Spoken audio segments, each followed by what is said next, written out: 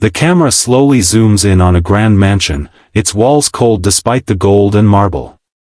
Inside, two children sit at a long dining table, untouched food in front of them, eyes hollow. A frustrated billionaire father storms out of the room, murmuring, "They haven't eaten in 3 days. Not since she died." Then a soft voice enters the room, "I won't ask you to eat, but would you mind if I did something first?" The new nanny kneels before the children with a quiet smile. What she does next, not only makes the children eat, but changes everything in that house forever.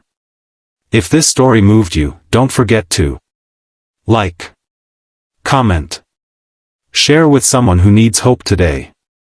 Subscribe our channel Kindness Talks for more real-life inspired emotional stories. There was once a mansion so massive that you could walk its halls for hours and never find the same corner twice. Inside lived Thomas Whitmore, a tech billionaire known for his razor-sharp mind, ruthless decisions, and most of all, silence. After losing his wife Amanda in a tragic car accident, silence had become his closest companion. His two children, Ellie, 6, and Jacob, 8, had not spoken since the day their mother's perfume stopped lingering in the hallways. They didn't cry.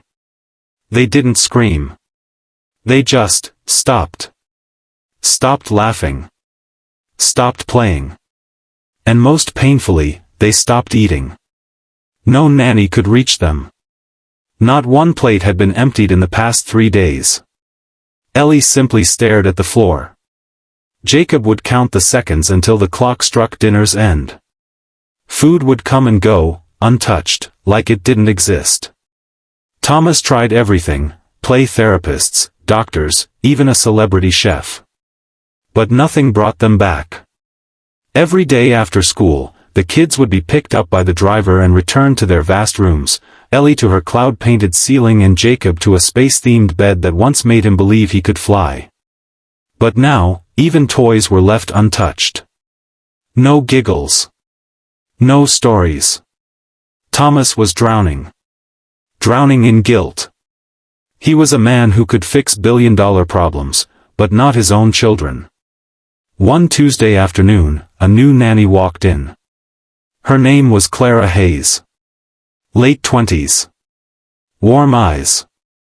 Plain clothes. No elite agency behind her. Just a handwritten letter and a note that said, "I believe in listening with the heart. Not just the ears." Thomas almost didn't hire her. But he was desperate. What harm could one more attempt bring? The first night, she quietly watched the children ignore their dinner again. She didn't speak. Didn't pressure. But before the clock struck 8, she softly said, "I know what hunger feels like, but not always the stomach kind. The kind that comes from missing someone. Can I show you something?" Without waiting for a reply, Clara reached into her old purse and pulled out a tattered notebook. She knelt on the marble floor, placed the notebook beside her, and began sketching, fast, passionate strokes with a charcoal pencil. She didn't explain. Just drew. Jacob peeked. Ellie blinked slowly. On the page, a woman's smile appeared, their mother. The resemblance was uncanny. "She looks like her," Jacob whispered, for the first time in weeks. "I met her once," Clara whispered back. "Before she passed. She told me about your favorite cookies. And the lullaby she used to hum." Ellie's lips trembled. "How did you know about the lullaby?" Clara smiled gently. "Because she sang it in the hospital hallway. I was working there as a night cleaner. She said she wanted her children to know they were always loved. Even when she wasn't there." Jacob reached for a piece of bread. Ellie lifted a spoon. Thomas, watching from behind the wall, dropped the file in his hand. For the first time since Amanda's death, his children were eating. And he didn't understand why, but he cried. The next morning, Thomas sat across from Clara in the garden room, where sunshine fought its way through heavy curtains. "How did you know Amanda?" he asked, cautiously. "I was cleaning floors at the oncology wing." She came in for follow-up treatments. I had no idea she was your wife until I saw her photo in the hallway. She spoke like a poet, about her kids. About not wasting a single moment. And about you. She was worried you'd become stone if she was gone. Thomas swallowed hard. Clara wasn't just a nanny. She was the last human link to his wife's memories. But he wasn't ready to let her past go. The days passed. Clara never forced the children to talk.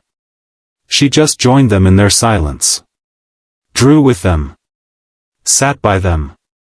Played the lullaby Amanda used to hum on a tiny harmonica she kept in her bag.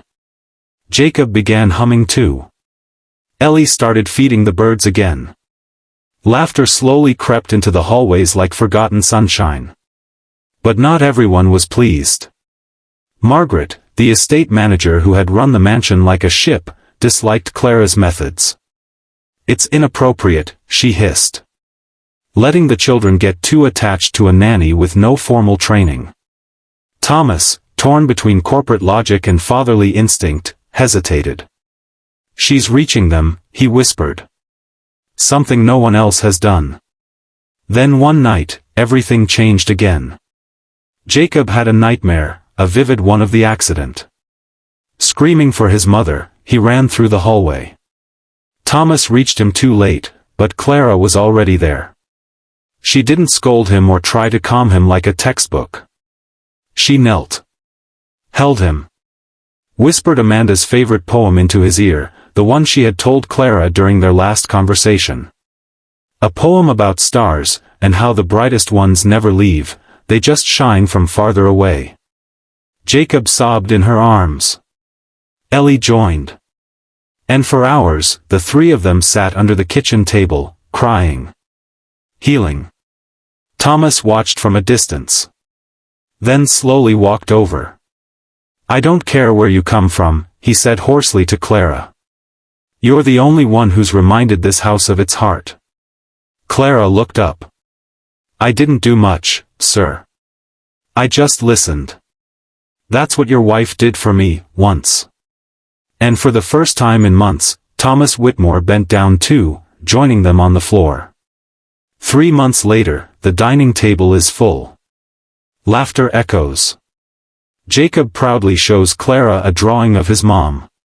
Ellie hums the lullaby softly as birds eat crumbs from the window. Thomas places a framed photo of Amanda at the center of the table. Beside it, a fresh flower every morning, from Clara. Because some hearts break quietly, but heal through the smallest acts of love.